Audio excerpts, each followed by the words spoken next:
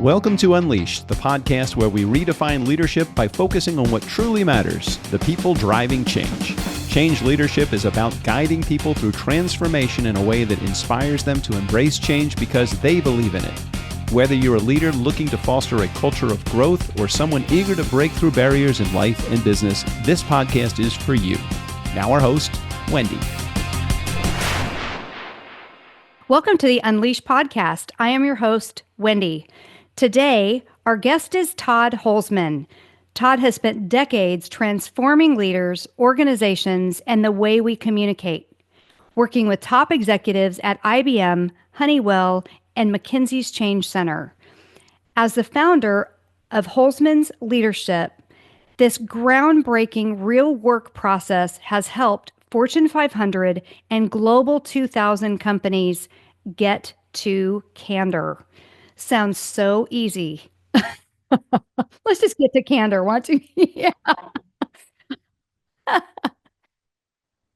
Every day, Todd spends his life breaking through leadership barriers and driving real impact. Todd is passionate about cutting through the noise and is on a mission to equip leaders with the tools to have the hard conversations that truly matter. Because better conversations mean better leadership, better performance, and better lives. Welcome to the show. Thank you, Wendi. Thanks. Let's do this. Great.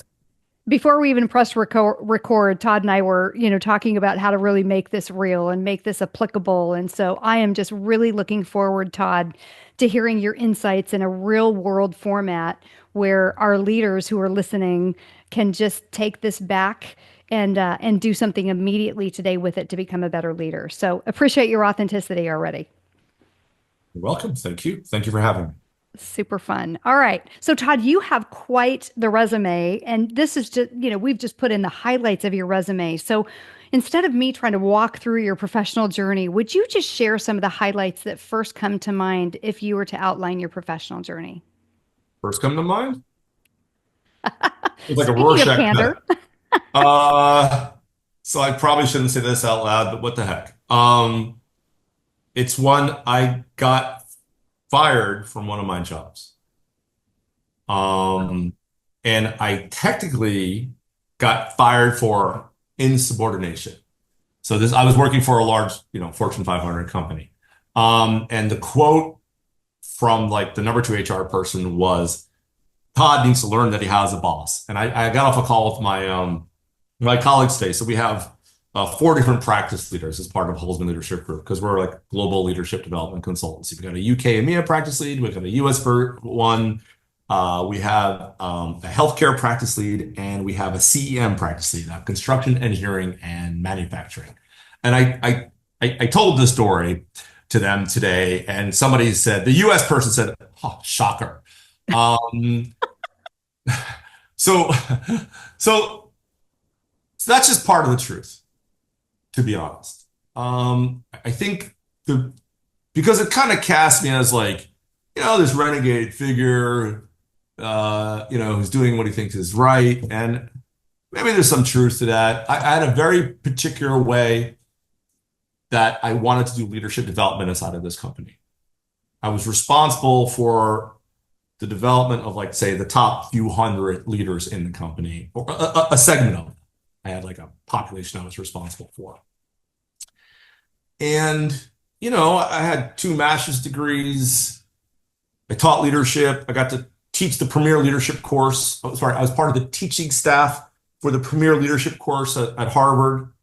So it's like when you go through all of that for such a long time, and then you're looking for opportunities to do this version of the work. Yeah. The HR group had their own version of the work that wanted me to do that. And I said, I'm not going to do it. Now, by the way, they told me I could do what I wanted when they hired me, but then once I got hired, they changed their minds, so by the way, for those of you early in your career, just assume whatever they're going to tell you, half of it ain't going to be true. Okay? And you're laughing, Wendi, because I'm sure you've had that experience too. The job's this, then you get the job and it's something else. But the truth is that I hadn't learned how yet to walk what sometimes can be a very fine line when you're trying to talk about things that are true that people are blind to or they want to avoid. And so I'll give an example to kind of illustrate that. So one of the kind of business units had mid-forecasted demand. And as a consequence, they overhired. Let's call it about 1,000 people. Wow.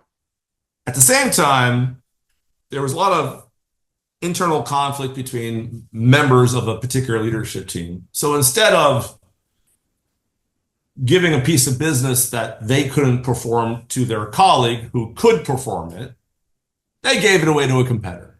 Oh.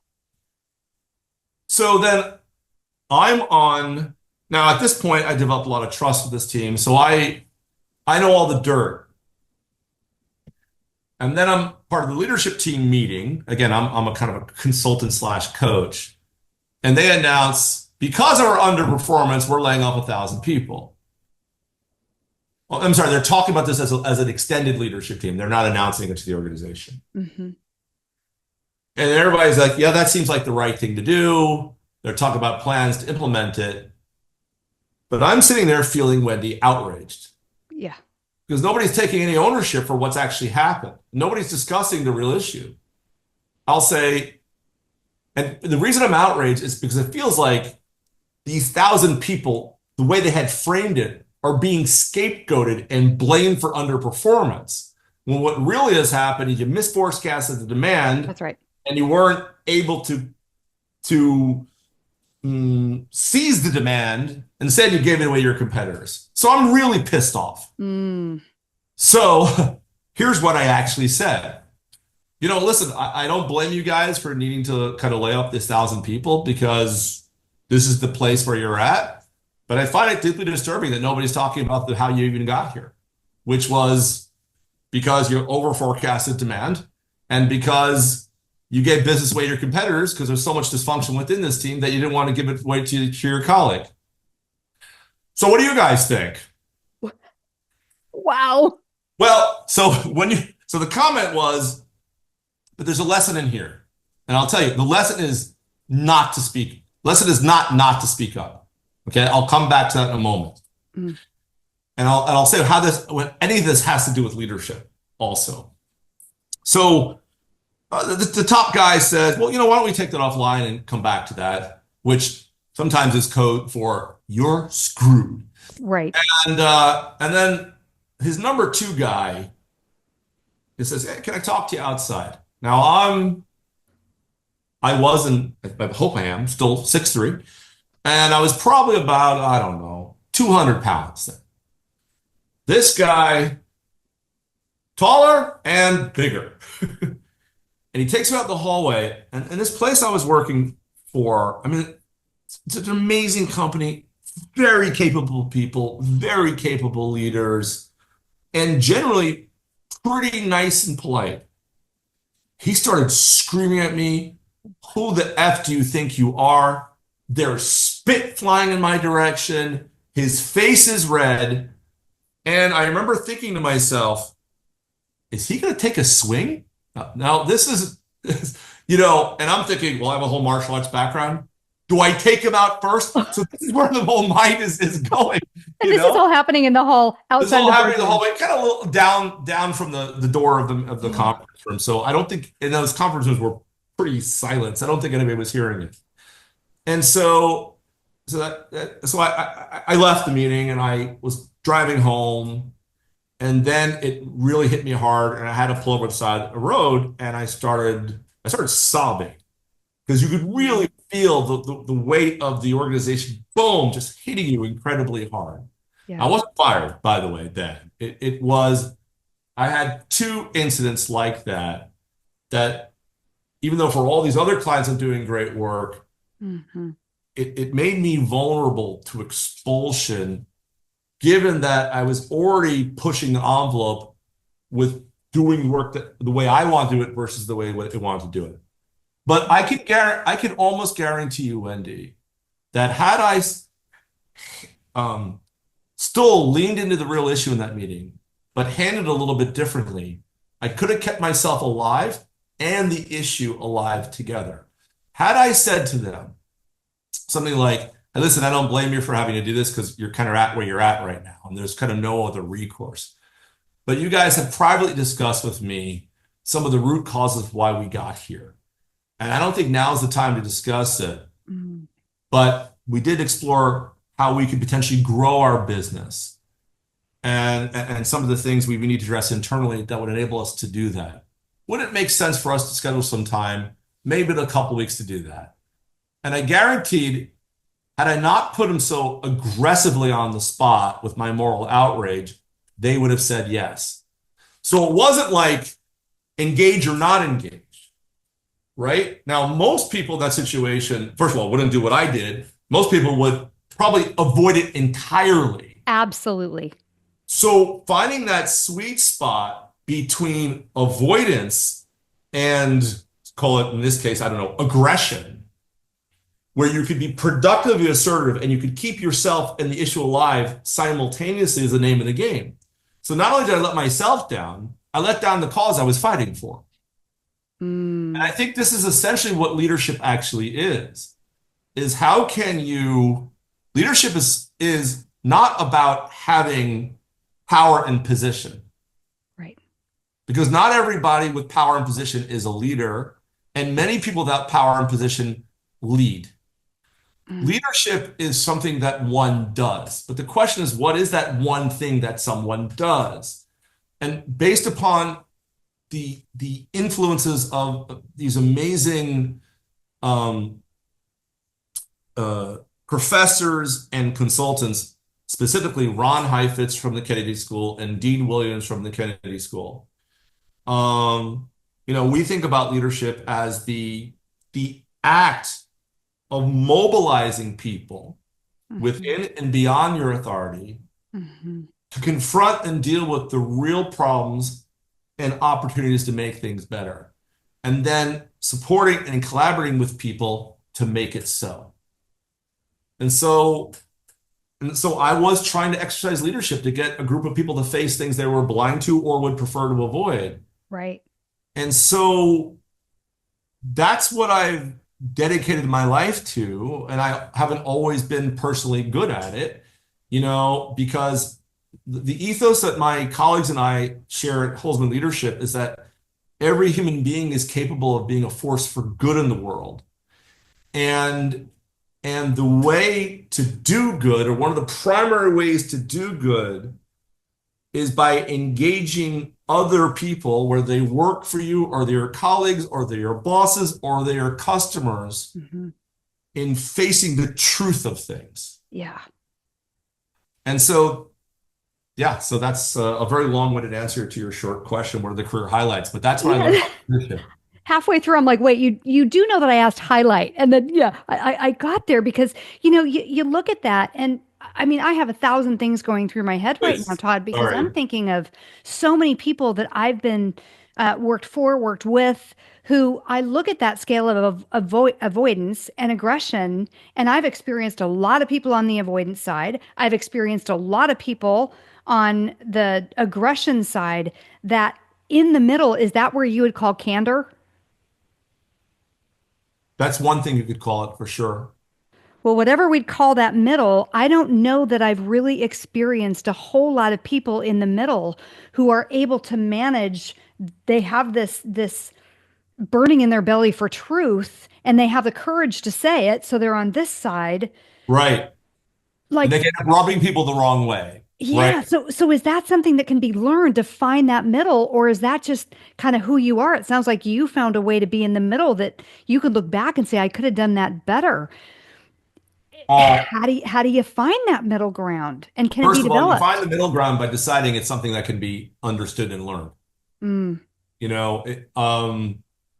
You act as if that somehow the universe opens up to you and starts to teach you some things. So, and by the way, so you're not alone in what you're saying. I mean, I was talking to the top 5 pharmaceutical companies, the head of talent for the whole company, They said to me before they met me, they never even realized that any of this is learnable. They always thought it was just a matter of courage and just lean in, you know. Right. And people that I like a lot, like people that I follow, like Jordan Peterson, you know, they're really kind of trying to encourage people, encourage to kind of tell the truth, or at least seek the truth, because the truth doesn't necessarily exist in here. It can exist here, here, here, here, right?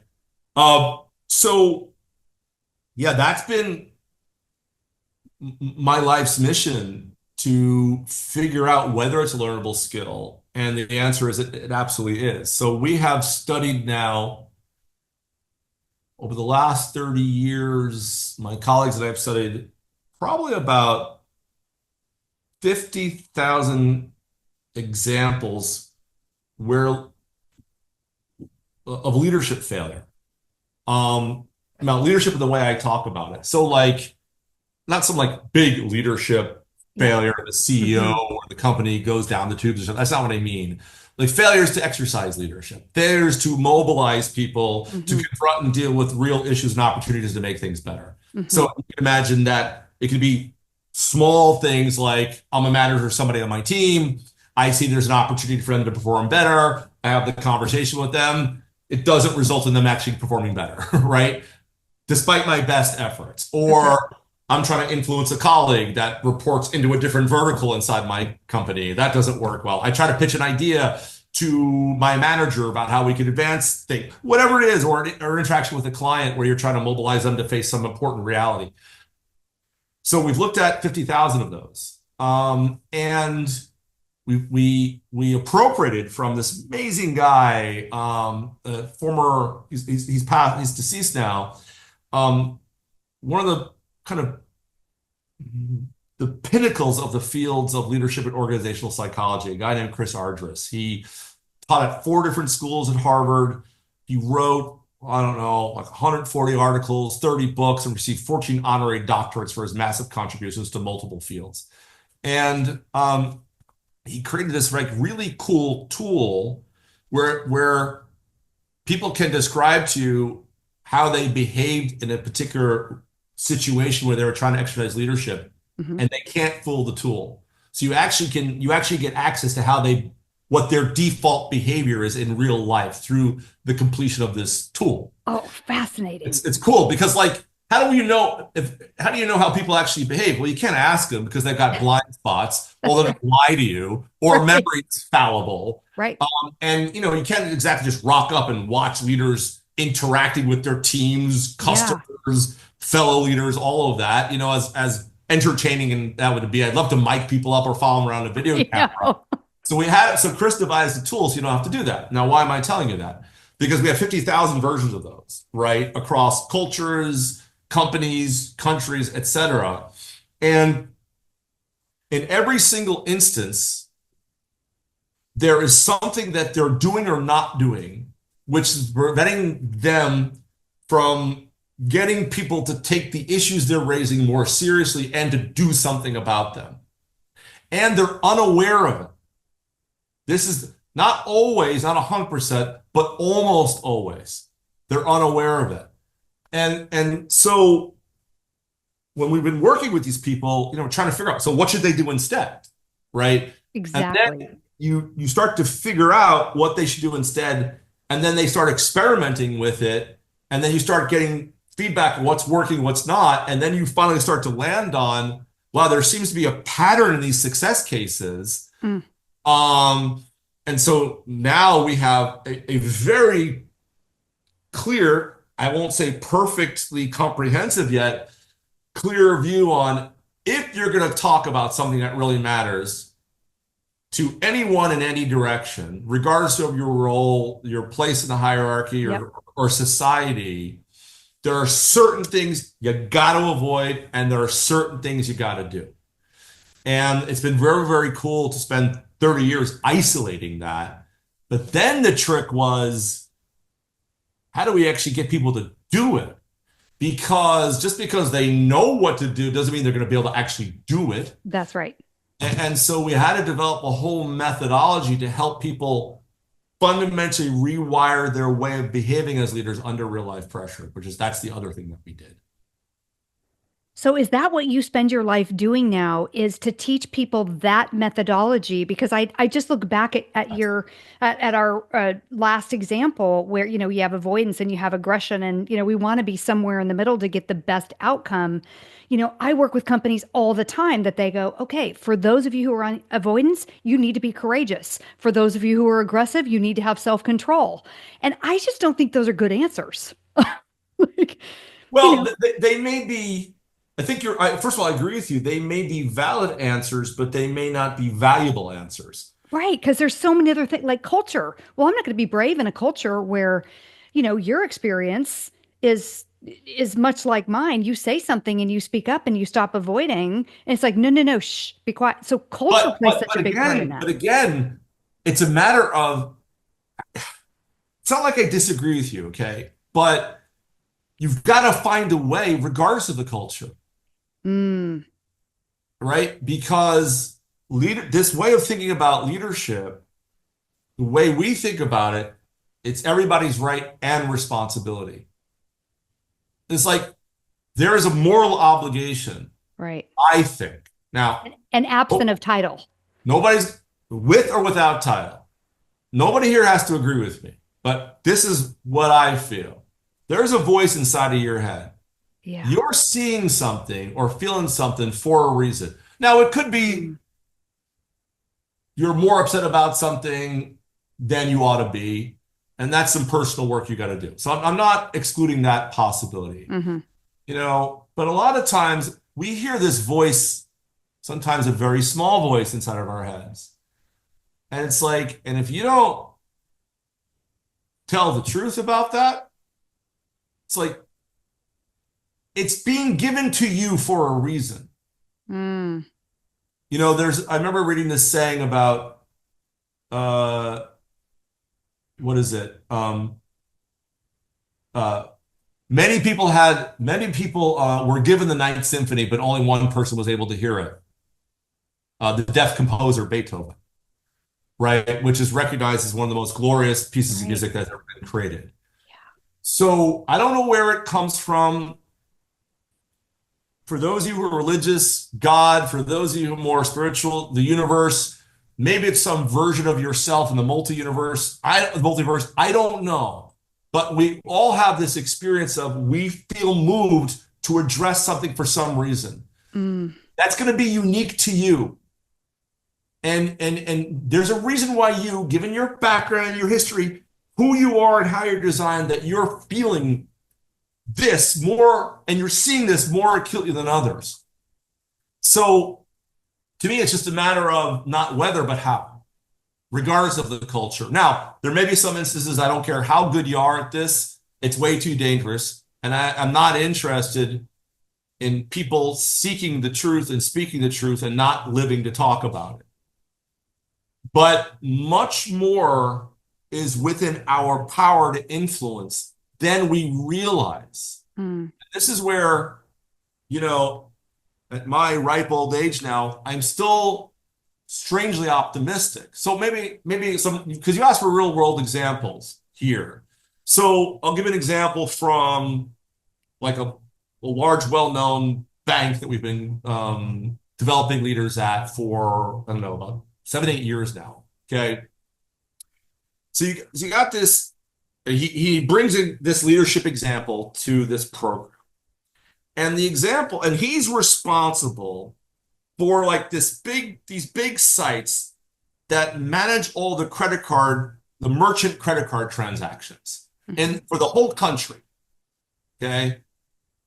And hundreds of thousands of customers who buy things at these various stores are potentially impacted by it.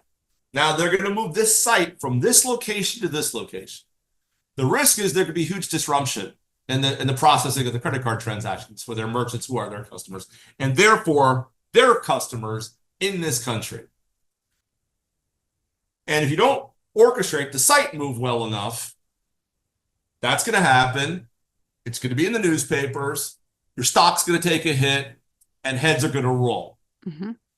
So the thing is that this guy needs the help of another guy who's in the IT/technology department. It's a different vertical. They report into different people. They've got different objectives. And so he brings this example and he says, well, I can't get this technology guy's help. So right now we can't move the site and we're stuck having to pay lease penalties to the current lessor. I said, well, what do you think, is the reason for this? Is like, well, one, I think the problem is they don't have the same objectives that we do, so they don't really care what I'm trying to achieve. And two, this guy is an arrogant asshole. That's what he said. I was like, okay, yeah, exactly, right? But then here's the thing, Wendy, you look at the conversation he had with this tool, and here's what he said, some version of this. Listen, this is a top priority from on high, so I need your help. Here's what we need. When can you help? And the guy just said, whatever, I'm not talking to you. Okay? But here's what he didn't say, Wendy. So by the way, you can understand, he would say, this culture, we talk about collaboration, nobody really cares. The way we're measured is anti-collaboration, all of that. So he'll externalize all of the blame for this. But he doesn't actually say to the guy, hey, listen, I need your help to move the site from here to here. Here's why. Because if we don't move it successfully, if we don't move it, first of all, if we don't move in a timely fashion, we're going to have to pay lots of penalties. And here's how much money we're going to have to pay to the current lessor. And if it doesn't go smoothly, it's disastrous for our company. And here's how much money we stand to lose. We might get fined by the regulators, by the way, and it might hurt our stock price. And by the way, and heads will parole, least of which will be mine, potentially yours too, right? Like, so he doesn't tell this guy the truth. And as a consequence, the guy doesn't take him seriously, but he blames the other guy for not taking him seriously. So he realized that. We practiced with him what he would say differently, went back at it, and within, I don't know, a week, he got the help he needed that he wasn't able to get for 3 months. Because he told the truth. And therefore, he was able to do some good. Todd, why is it so difficult? Because, you spend your whole life teaching people how to get to candor and how to tell the truth. And if we all just told the truth, I don't know if you've ever seen the movie, The Invention of Lying. I love that movie. It's my favorite. When I was dating, it used to be my date movie because I wanted to see how people reacted to it. It was a perfect vetting process. But, that was a great movie. If we weren't not telling the truth. Oh no, that's not. I'm sorry. No, that was Liar Liar. You're talking. Oh yeah, no. The Invention of Lying is like it was before like we could lie. No, that was great because I remember when he tells the lie to his grandmother or mom who's sick. Yes, who's dying, and he paints this big picture about what heaven is like and all of that. Actually, I thought it was wonderful. Such a great movie. And I'm not for lying, but I was like, that made sense to me because the truth has to be in service of the good. But doing good is the highest priority. It's not just telling the truth for the truth's sake. I mean, I'll come back to your question, but I had a let's call them a cousin of mine whose father had died, but his mother had survived him, and she had Alzheimer's. So she kept forgetting her son died. Oh, wow. So she would ask my cousin, how's my son? And she would keep reminding her that he died. Oh. So she's got to relive that every single time. So she was being truthful, but deeply unkind. And so she's standing on principle. So candor without compassion can be cruel. There was cruelty there. Now, back to your question, why is it so difficult?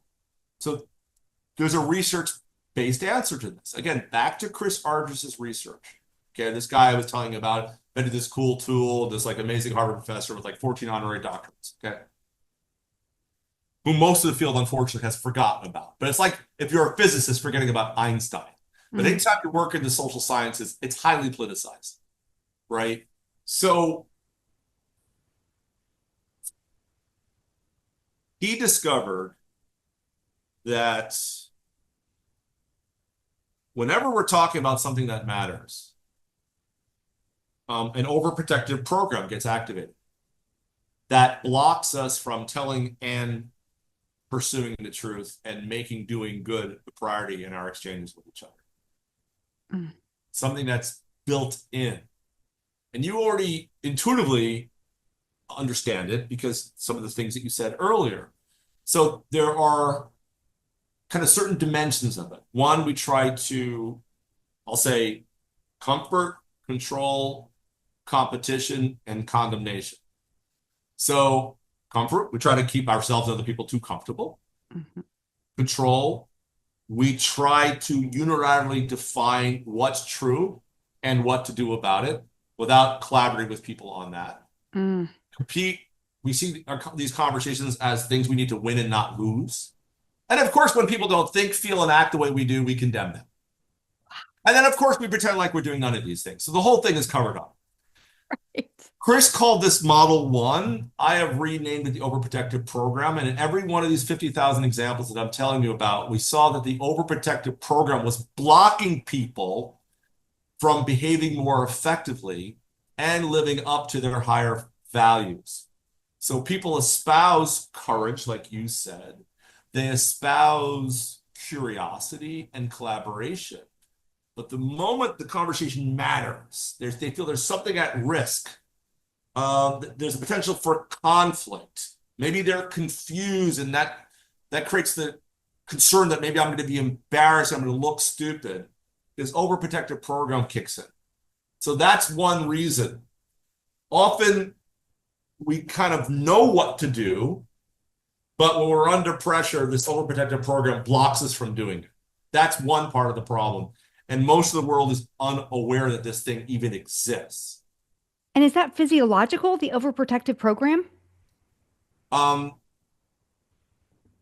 don't know the research on that, but I would suspect it is. I think it's certainly connected. I think you'll probably see like things like adrenaline, cortisol, get activated. I think listen, it makes sense from an evolution biology. I don't know how to say that word, evolutionary biology perspective, right? I'll just say it fast so I sound like I know what I'm talking about.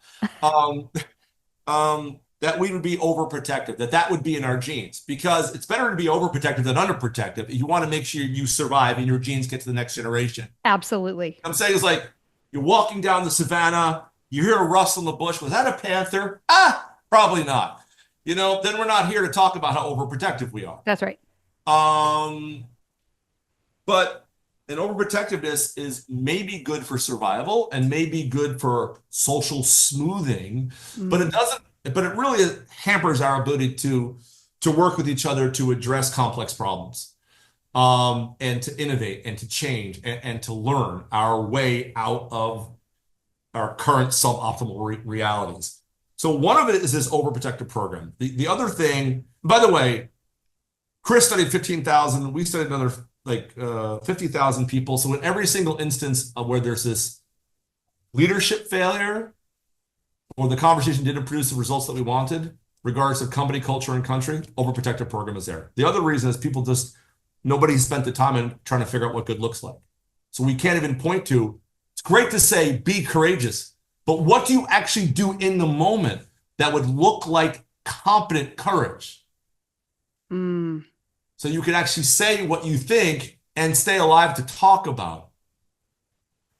That work has research. It hasn't previously been done, and that's what we've been focusing on.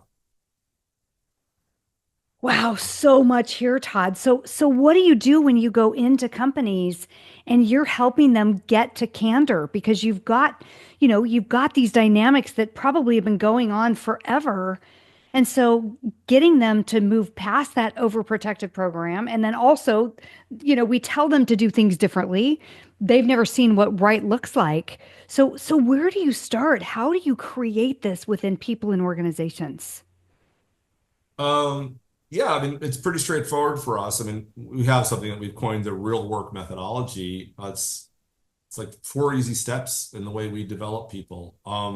Step one, let's start with a real situation that, a real issue that you want to generate progress around, but despite your best intentions, you're frustrated or disappointed with the amount of progress you've been able to generate with other people. That's the starting point. And then we have them document their approach to it, right? So we actually have the data on what their default way of handling such situations is. I like starting there because then people come to a leadership program feeling like, oh, maybe I'm going to get a solution to my real life problem that's going to help me be more effective at work. And so it creates a lot of engagement when you when they come into the program or the coaching session. Mm-hmm. Then the second thing you have to do is you have to help them realize that one, they have a default approach, and then two, what's actually working about it, what isn't working about it, and what's missing. Because they don't know. They have those blind spots. So like a classic error, like a strategy that people use all the time that just almost never works is people jump to action. So you asked me to talk about mistakes that people make. Mm-hmm. That's a big trap. They jump to actions. They're talking about solutions to a problem before there's ever even a discussion, let alone an agreement that a problem exists that requires any solution. That's right. So true. It's classic. And you just see it across the data. Another thing you see across the data is asking leading questions, which aren't real questions. They're questions that are designed to get you to think what I think through my questioning of you without me coming out and having to say it. Yeah. Yeah. Todd, you do agree with me, right? Yeah. No, exactly. I had one leader say to me, because I was disagreeing with him in a meeting, he goes, so do you want to keep disagreeing do you want to agree with me or keep being stupid? Which it's such a gift. Honestly, I loved it. I started laughing because it was so funny. So those are examples of traps. So you have to help them understand that they have this kind of normal repertoire and what their own traps and gaps are. You got to create that realization, because once they realize that they're contributing to their own frustration or their own disappointment with the progress they're making on something important, then they're like, okay, what do I do about it? It's very, in a kind of paradoxical way, maybe, very empowering. And then they're like, what do we do? Then we show them what good looks like from the research. And we give them some simple tools they can hold in their heads. But the magic of it, so like they have guidance, something a visual they can keep in their heads when they're not in the program anymore. But then the magic of it is we do these things called, it's a little corny, but we call them real plays, not role plays. Mm-hmm. So we recreate whatever interaction they're going to have with their boss, with their colleagues, with somebody on their team, with a client in the program itself. And we say, okay, Wendi, it's Monday morning, go. So you know what you need to avoid in terms of your own default, right? Know what good looks like. Now let's have you produce it. Because I don't care that you could say you in our definition, this is Chris's definition, you haven't learned something. If you could, just because you say you know something doesn't mean you've learned it. You've only learned it if you can produce what you say you know under real life pressure. That's right. So we don't do these BS role plays, right? We're like, oh, we watch you for 5 minutes. We give you a little feedback. Everybody claps. You sit down. That's not going to help you become more capable. That's not going to help you rewire your normal approach to these things. So the moment you make one of these errors that you're now aware of, we call it out in the middle of the role play. It's like, okay, Wendi, you just jumped to action there. Do you see that? Now remember, we've got to make this thing feel real, like what they're going to be experiencing. So those emotions, those physiological responses, they're feeling all of those things there, because you have to be competent in the face of that. That's right. So then you're like, you see that, you're like, yeah, shit, I do see that. Okay, so what's the real issue, not the solution? You're like, the real issue is this. I'm like, talk about that. Restart role play. So it's like, it's in the midst of these role play, it's catch and convert, catch and convert, catch and convert. And then the fourth step is you go out and apply it, you get a result. And then we have all kinds of, and then that gives you psychological success. You're like, wow, this stuff actually works in the real world. And then I want to keep doing it. And then we have all kinds of pull-through mechanisms, like ongoing support and development, so that we'll see a transformation in how people lead. And then what's amazing is all the stories about all the different challenges they were struggling with, and now they're making progress on. And then their sense of their own power in the world goes up tremendously. Their sense of optimism improves dramatically. Their their view on their cultures and their organizations also improves because they start to realize that more is within their ability to affect for the better than they previously realized. Mm. And so that's what we're doing. We are calling people to take more responsibility, and then we're equipping them so they can do so inside of their organizations. And that's essentially what we mean by leadership. Yeah. Well, what is resonating so much with me, Todd, is, I always joke about the fact that we call leadership a soft skill. I mean, it is not a soft skill. And what you just walked us through is what you call a capability gap, Oh, which that's exactly what I think so many companies are missing is, we're going to leadership training, we're doing a leadership workshop. And, it's like, it is about as far away from a soft skill as you can get, I think. And I don't really know a whole lot of people out there who are actually enhancing the capability and proving to leaders, whether it's personal leadership or whether it's, leadership absent of title, proving to people that they can do it differently and that there's something that they're doing that's causing the outcome that is not working. right. And that, for years, that was dicey for me and my colleagues because, a bunch of people coming in going, it's nothing I'm doing or not doing that's That's preventing right. this issue. It's the culture. It's what HR will allow me to. It's this arrogant asshole That's right. right, that they say. And they're like, and then you walk in, you read all the case studies, right? And they're part of the problem in ways they don't appreciate. And you're like, and now I have to help them see that. You'd imagine that's a recipe for firing, or it's a very dangerous business model. But we got it so wired. It's just easy now. And people are much, if you handle it the right way, people are much more open than we give them credit for. The other thing I love about it, I know we're kind of coming to where we need to wrap, but the other thing I like about this is I like being able to demonstrate the business value of leadership development. Mm. Um, you've got these HR subspecies, like leadership development, learning and development, training, talent. And a lot of the people who occupy those roles, they're actually they're do-gooders, a lot of them, right? Because that's why they have found their way into something it's around teaching and development, right? Absolutely. And they're very compassionate and they're often undervalued. Mm. And part of the reason they're undervalued is because when I think they should be seen as heroes, because the field has largely let them down. Because when they go out there, so I gave a keynote speech November before last at the Society for Human Resource Management Middle East and North Africa conference in Dubai. I was invited to do this. We spend $60 billion every year on leadership development. 60 billion? 60 billion. We spend 360 billion just on learning development overall in corporations worldwide. So 60 billion just on LD. The jury's in.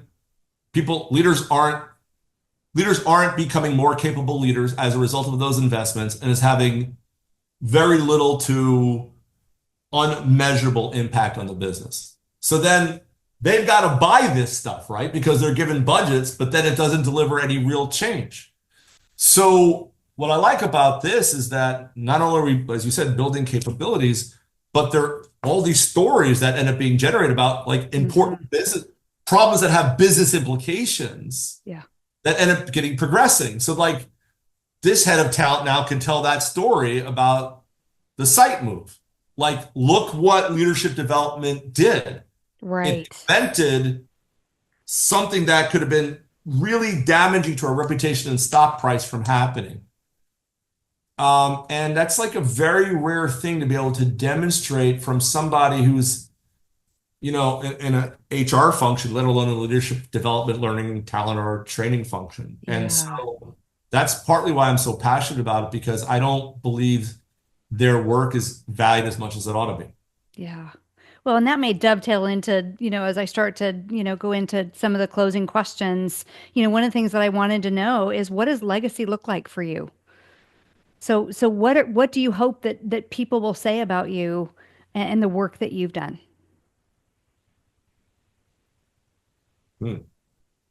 I don't know. Um, so maybe I won't say what they would say about me. Um, because I think I'm happy to be forgotten. Mm. Um, what I want to leave behind, I think that's true, or maybe it's not as true as that, but it's not primarily what I want to be remembered by. What I want to accomplish is, first of all, I want there to be people who are as passionate about people who can carry on the work in a very capable way, and a lot more of them, okay, than exists right now. I mean, we so like practitioners who can develop other people in it. Yeah. Um, Two, I would like to play some significant role in setting some standards for the type of development of leaders that actually passes as good, because there is no certifying body, there are no standards. And with something that's so important, to have no standards is, I think, problematic. Mm. Three, uh, I want to leave behind, let's call it evergreen, that's the term, right?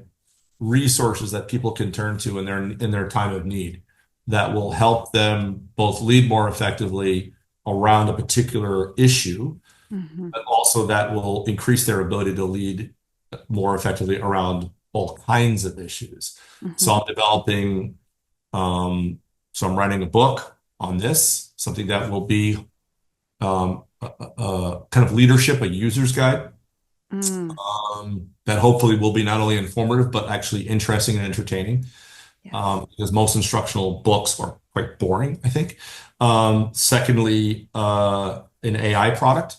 So what I want to do, the problem is only the chosen few get access to, say, good leadership coaches. And I mean to change that, because if we're trying to democratize leadership and we're saying that leadership is everyone's right and responsibility, well, we better put our money where our mouth is. And that means we have to make it accessible. We have to make high quality coaching accessible to the masses at an affordable price. Hmm. And AI is getting to a point right now where all the stuff that I've learned, we can program a machine to provide the same kind of coaching that my faculty and I do.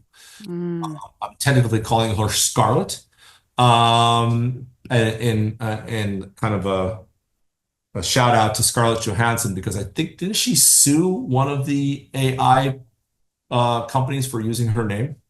So I thought it would be funny. So, That's that's what I'm going to do. And so hopefully the book will come out this time next year. The final manuscript is due on September 15th, and then we got to figure out how to launch the thing. And I want to give away Scarlett to all book purchasers. Initially, that everybody else will have to pay for it, but at least Mm. that is some way we can do some good there.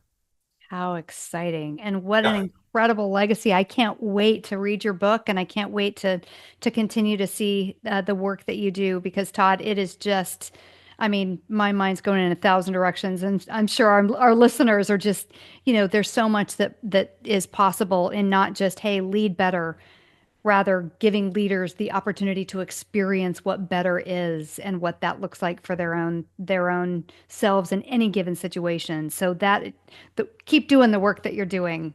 Thank you, Wendy. And I'm happy to talk again anytime. And for your audience, if they want to email my PA, we always have some like free stuff that we give people. So and her email is lace@holzman.com. So HOLZMAN.com. And just say uh, mention your name, and say, Okay. I want free stuff or something like that, whatever. Awesome. Okay. Still know what to do. Yeah, for sure. We'll give directions in the show notes, and we will make sure that the contact information is in the show notes as well. And Todd, I just want to thank you so much for being a guest on the show. Any closing remarks that you would give to our audience before we close out? I just more of a compliment to you. I understand I did most of the talking, but there's something about you that made me say things that I maybe normally wouldn't say. I'm on a podcast every single week, and I might be forgetting, but I don't think I ever decided to tell that story about getting, Yeah. fired and the reasons for it and the lessons I learned from it. I was going to reserve that for the book, but I don't know. There's something about you that made me go, you want me to tell you the truth? Okay, I guess I'll tell you the truth. What's top of mind? That's what's top of mind. So there's something about you that certainly enables that. So thank you. Well, thank you. And it has absolutely been a pleasure. And I want to learn more. So I would say absolutely, let's do this again, Todd. Okay. Thank you so much. My pleasure. And to our listeners, thank you for tuning in, and we'll see you next week. Thanks for listening to Unleash with Wendi Swanson. Make sure to subscribe and follow to be notified when the newest episodes of the podcast go live. Please take a moment to rate and review us. It helps others discover Unleashed and join our movement of forward-thinking leaders. You can find contact information and important links in the show notes. Stay tuned for the next episode, and remember, keep leading with authenticity, embrace change, and choose to live life unleashed.